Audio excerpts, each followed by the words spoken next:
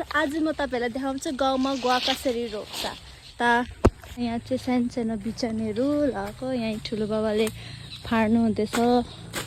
सानो बिजनहरु छ, यताबाट चाहिँ यता सार्छ हामी। त्यहाँ चाहिँ ठुलो बाले निकाल्नु हुँदैछ, अन्त यहाँबाट लिएर आयो हो सानो बिजनहरु लिएर आएर हामीले पहिला खाल्टा खन्छ।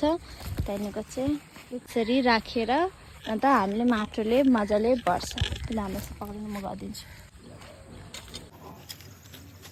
अनि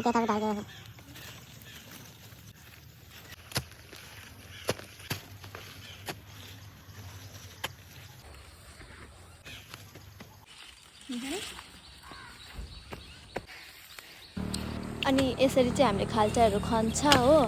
अन्त यता चाहिँ ठुलो बाउले खरकाटे लगाइदिँदैछ जङ्गल कम्ती होस् भनेर। अन्त यो चाहिँ हामीले अब नपुगेको खाल्चाहरू फेरि खन्दैछ।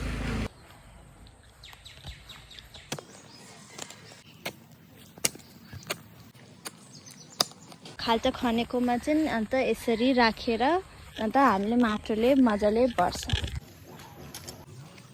हेर्नुहुन्छ तपाईहरु, यो चाहिँ यत्रो गाछहरू रोपेर चाहिँ हामी यत्रो ठुल्ठुलो गाछहरू बनाउँछ।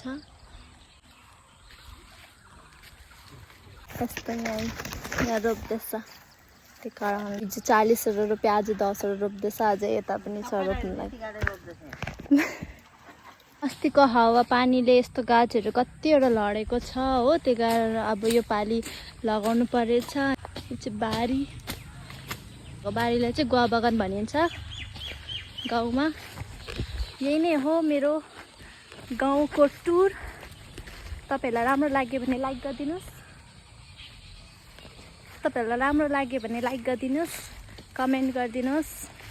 Bye bye.